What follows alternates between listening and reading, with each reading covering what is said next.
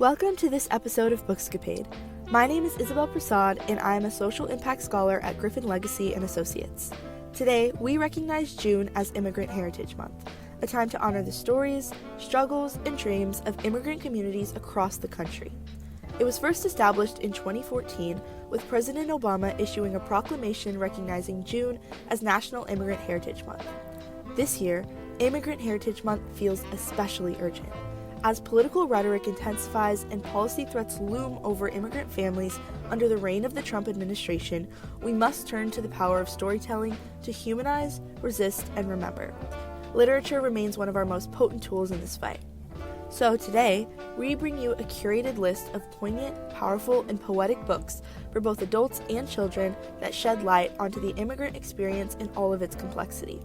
To see the full list, visit www.bookshop.org/shop/Bookscapade. Let's dive into our book list. First, we have The Good Immigrant, 26 Writers Reflect on America, edited by Nikesh Shukla and Shimeni Suleiman. This collection is bold, raw, and deeply human. Featuring 26 first and second generation immigrants, it explores identity, belonging, and what it means to be labeled other in a country that claims to be a melting pot.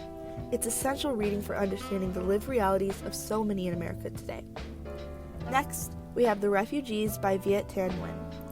Viet Thanh Nguyen brings us a stunning collection of short stories spanning decades and continents, from Vietnam to California. Each story centers a different refugee experience, delicately navigating the complexities of dual identity, memory, and survival. If you're moved by this collection, be sure to check out Displaced, a companion work he edited featuring essays by 17 refugee writers.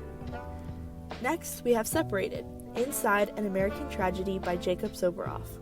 This one is heartbreaking but necessary. Soboroff spent years reporting on the Trump-era family separation policy following one Guatemalan father and son torn apart at the U.S. border. What stands out is not just the reporting, but the humanity. Soboroff shines a light on the cruelty of our immigration system and the heroes working to mend what it breaks. Now, let's turn to some incredible children and middle grade books that center immigrant youth and help young readers feel seen. Other Words for Home by Jasmine Warga. This beautifully written novel in verse follows Jude, a young Syrian girl adjusting to life in Cincinnati after fleeing unrest. As she learns English and navigates a new school, Jude finds strength in her identity and proves that home can be more than one place. A gentle, powerful story of resilience.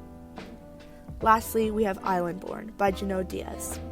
When Lola is asked to draw her homeland, a place she left as a baby, she has to rely on stories from her family and neighbors.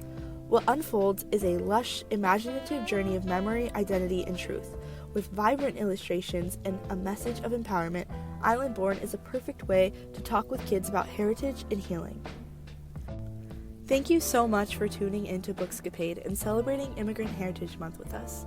Whether you're looking for stories that reflect your own journey or ones that expand your understanding, these books offer powerful, necessary insights.